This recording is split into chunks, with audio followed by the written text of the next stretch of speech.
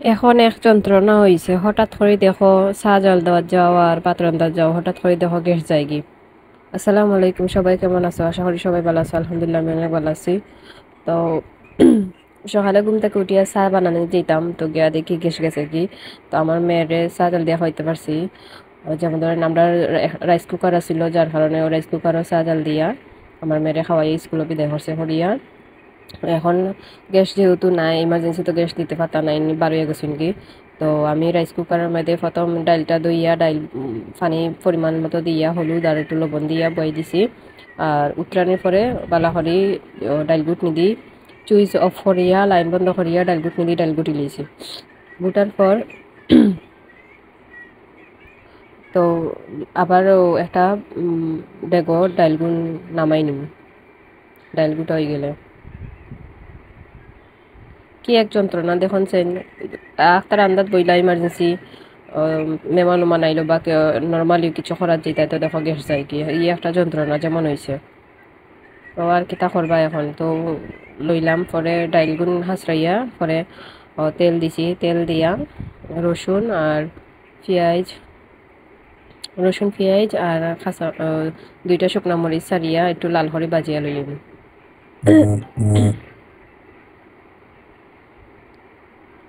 তো বহুত তো জানবা আসলো, যেমন ধরেন ঘরের মধ্যে রাইস কুকার আসলো দেখে আমি চা খাওয়াই স্কুলে দিতে পারছি বা এমনি চা খাইয়ে দিতে পারছি। যদি না তাতে ইমার্জেন্সি কোনো থেকে গিয়ে আমরা মহিলা মানুষ তো এবার করতাম। তো পেঁয়াজটা একটু লাল হয়ে গেছে, লাল হওয়ার পরে তো ডালটারে বাগার দিলাম। বাগার দিয়া দেখুন মাসাল্লাহ কালারটা কিন্তু খুব সুন্দর হয়েছে। তো আমি এইগুলা কোনো সময় রাঁধছি না, ও ফার্স্ট টাইম রাঁধছি। তো ভালোও লাগছে।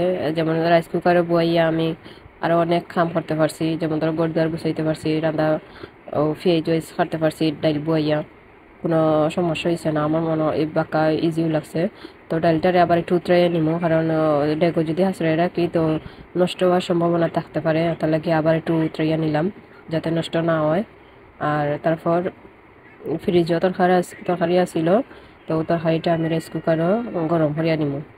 গরম হয়ে গেলে তো গরম হওয়ার পরে তো আবার একটা বাটি থাসরাইয়া আর মধ্যে পরে বাদ বই দিব।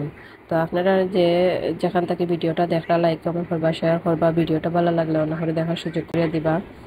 আর খার খার ইলা মিষ্টি কয় কমেন্ট করে জানাইবা, কারণ এখন যে সময় আখটা দেখুকা যেমন ধরেন গ্যাস যায় কি। এখন আমার তো রাইস কুকার আসছিল, যার কারণে আমি ফট করে গ্যাস গেলে আমি রাইস কুকারও চাহাই দিতে পারছি, রান্নাটাও বইতে পারছি, কোনো ঝামেলা হয়েছে না। আপনারা খার খারিলা সমস্যা হয় তো কমেন্ট করে জানাইবা।